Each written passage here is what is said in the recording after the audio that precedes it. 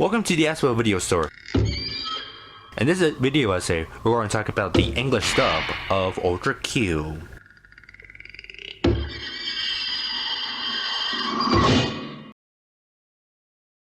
In April of 1963, Eiji Tsuburaya started his own special effects company, Tsuburaya Productions. He was a special effects director for Toho Studios, and he was most well known for his work in kaiju and sci-fi movies such as Godzilla, Rodan, Mothra, and the Mysterions. After starting his company, Tsuburaya would still work with Toho, but now he had the freedom to work on projects made for other studios. Later in 1964, Tsuburaya Productions began working on an anthology TV show with a mix of sci-fi, mysteries, and monsters, featuring the same casts in each episode. The show was being produced by Tokyo Broadcasting System for their TV channel, and when several episodes were completed, they held test screenings with them. TBS recognized that kids had a strong reaction towards episodes featuring monsters, so they asked Tsuburaya Productions to make more episodes focusing on the monsters. Tsuburaya Productions agreed to this, which has resulted in several episode scripts not being produced. In 1965, while the series was still in production, CBS pre-sold it to an American TV network, CBS Films.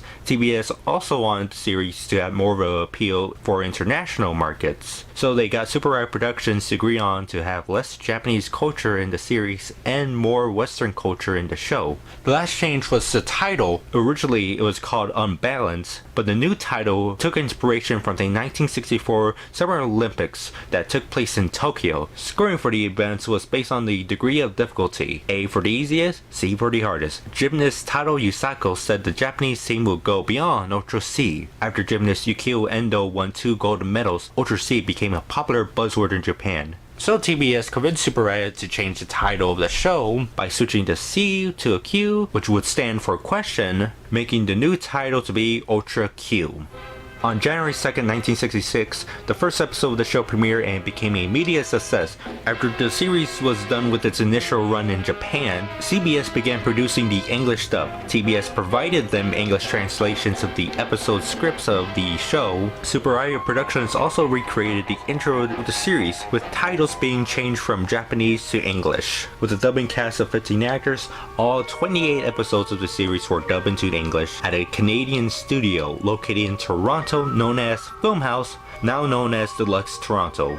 And by 1967, they were ready to air. Unfortunately, this is around the time when color TV started getting popular, with shows such as the live-action Batman series and also the animated Spider-Man show. So CBS felt there was no market for Ultra Q, a show in black and white. The dub was later picked up by United Artists Television. They also produced the English dub of Ultraman, a spin-off series of Ultra Q. The English dub of Ultraman aired in the US in 1971 and became a big success. UATV did make a press kit for both shows, including scripts for TV however. In the press kit, it describes Ultra Q as the most colorful, amazing array of special effects and optical illusions ever seen on TV. Even with this push, UATV didn't seem to not get any network to pick up Ultra Q.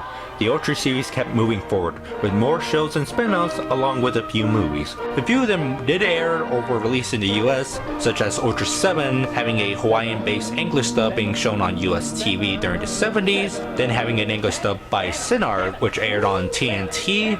There's also the 2 animated feature films, Ultraman 2 and Ultraman The Adventure Begins. In 1981, United Artists was bought up by MGM Studios. All the materials for Ultra Q and Ultraman moved into the MGM archives. The dub for Ultra Q was never released. The Ultra Q English dub just fell into obscurity to the point that very few people knew that it actually existed. That was until in 2007, when the English dub for episode 3, The Gift from Space, was uploaded on a website called Vio. Also to know is that the titles are in Japanese. It was assumed around the time that only one episode was dubbed to be a pilot episode for the rest of the series to be dubbed, but then there were 3 more episodes that were found in North America. According to August Ragone, the author of Eiji Tsuburaya, Master of Monsters, in a now deleted discussion board post, he stated some English dub episodes might have been broadcasted somewhere because 16mm prints of the dub were floating out there on the collector's market.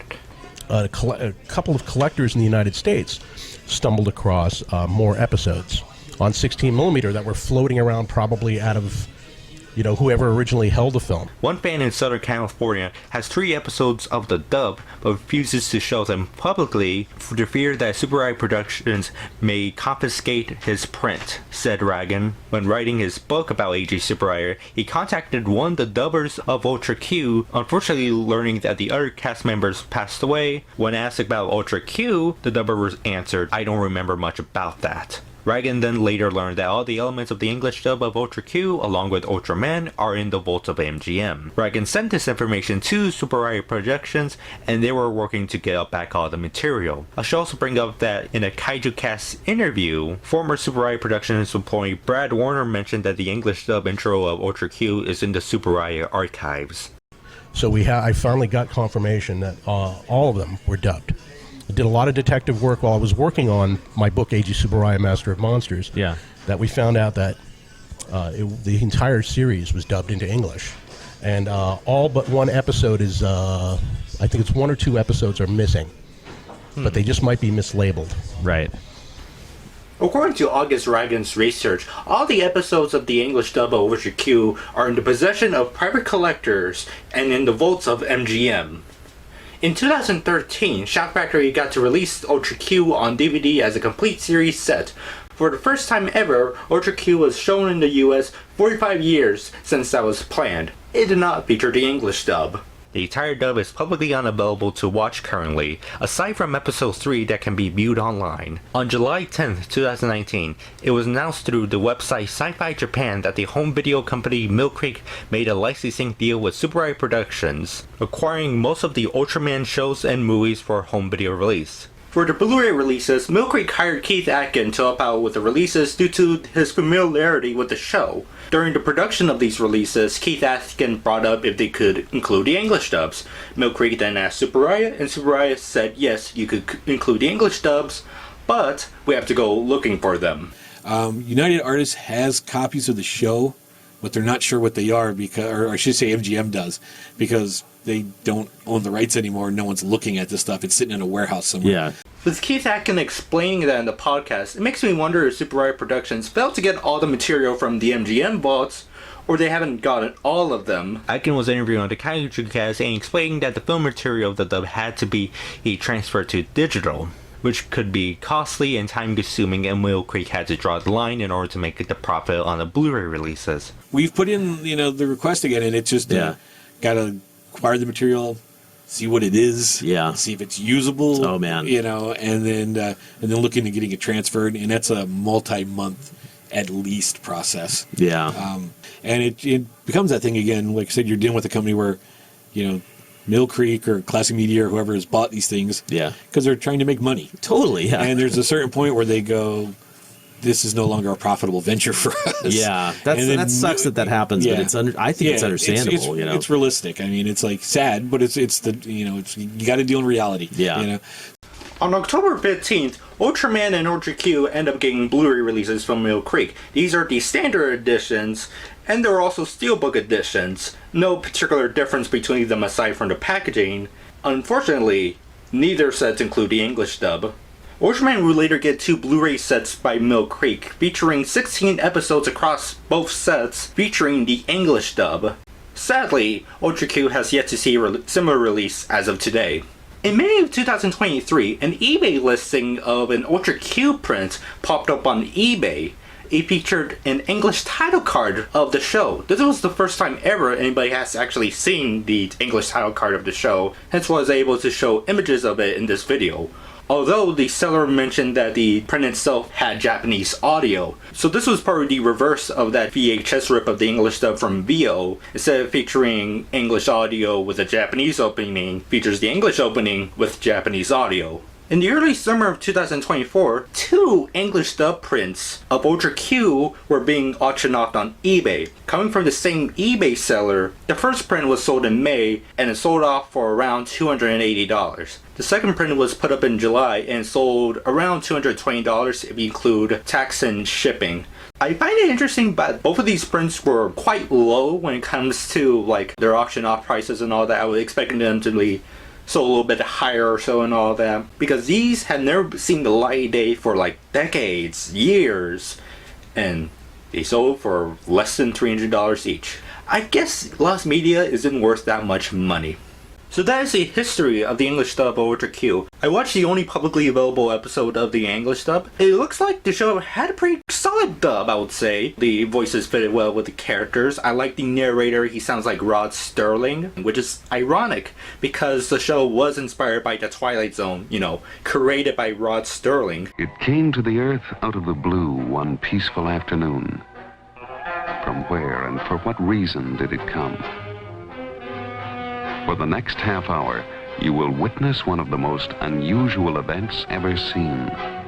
It's kind of weird that essentially this piece of lost media is found with private collectors or in the MGM bots, supposedly. But aside from that one episode available online, you can't watch the entire dub unless you knew these private collectors who only have a few episodes or so.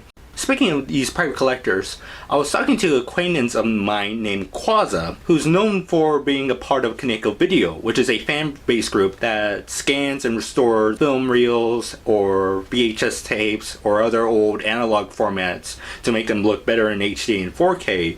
So I was talking to Quazza about this story about this English dub of Ultra Q and how, all the episodes are known to exist but are in the possession of private collectors or the MGM bots. He said he's heard something from the grapevine that he mentioned a possibility of a well-known San Diego musician named Roger Shai, aka Valentino Frankenstein. He suggested that he might have owned 60mm prints of the English dub of Ultra Q. And I did some research to this.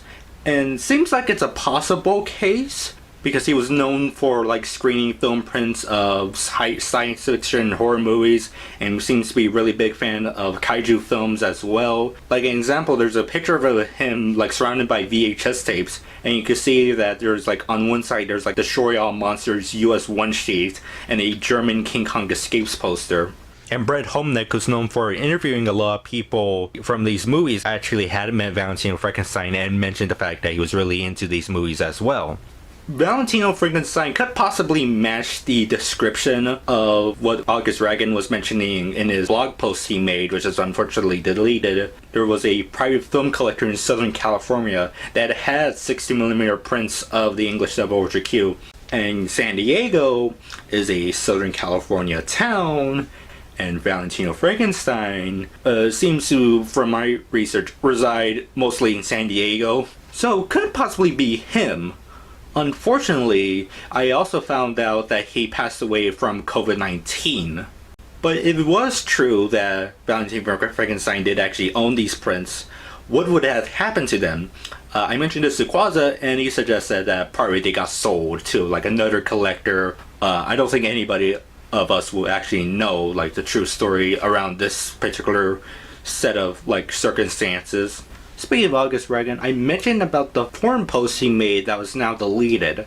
To tell the truth, I actually started researching the English dub Ultra Q back in 2023. So the direct quotes I was able to get for this video were stuff I already written back in 2023 when the post was still online. When I actually started working this video in this year, in 2024, I looked up the Classic Horror Film Board posts again. I was saying, okay, let me find more quotes and back check my information. It's deleted. So I was like, okay, let me look back at the Wayback Machine. I look at the Wayback Machine. Nobody has archived it. So all I have from this post is these quotes I've written down from it. But in any case, I was wondering why Mill Creek was not able to include the English dub on its Blu-ray set for the show. So I actually asked a pal named David Miranda to see what he thinks about it. He actually had worked on Blu-ray releases for Japanese media, such as working with Discotech Media as an associate producer. A notable release he worked on was the Project Echo Perfect Edition Blu-ray release, which was the first time Project Echo was seen in HD. He also worked with G-Kids on their Neon Genesis Evangelion Blu-ray sets, along with him being a founding member of ACEVEDO, the same group that Quazza is a part of. Hence why I asked him his opinion on why the Ultra Q Blu-ray set was not able to include the English dub. After giving him a rundown, this is what he had told me. In that case, it would have been a big effort to collect and transfer them all, sort of like Ninja Robots, only way more expensive since it's film, lol. Scanning film just for the audio seems too expensive, so maybe they felt it wasn't worth it, or they couldn't afford to, which is understandable. It would take far more coordination with labs and collectors, and they would all have to agree to transfer their copies, which is not guaranteed, so it will possibly delay the release too much for it to be worth it to them. After reading that quote, I fully realized on why Mill Creek was not able to include the English dub for its Blu-ray set. It's all a work and effort for a show that is mostly, in my opinion, niche to the US audience. Now, kaiju fans will most likely know about it, but the average person in the US will probably know more about Ultraman than Ultra Q. Maybe that's why Ultra Q has yet to get a separate release such as Ultraman, where you could get selected amount of episodes with the English dub. Maybe if Ultra Q actually did air in the US, as it was attended by CBS, it could have gotten some substantial following such as Ultraman.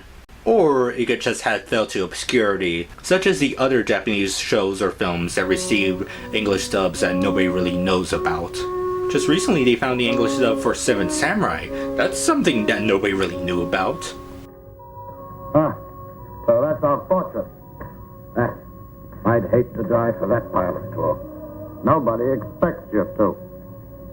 So this is where our video ends off, but before that I want to mention some context from other things that I mentioned before, such as when David brought up Ninja Robots as an example on getting an English dub for a TV show. Ninja Robots was an anime that received a full-on English dub, and it was partially lost, and Discotech wanted to give it a Blu-ray release with the dub. So they had to look for VHS recordings of the dub and also ask fans for help in order to locate recordings of the dub itself.